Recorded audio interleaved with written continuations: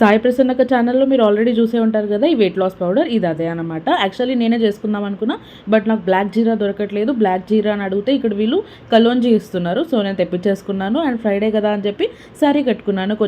కొంచెం ట్రెడిషనల్గా ఉంటుంది కదా అని ఎందుకో నాకు కట్టుకోవాలని కూడా అనిపించింది.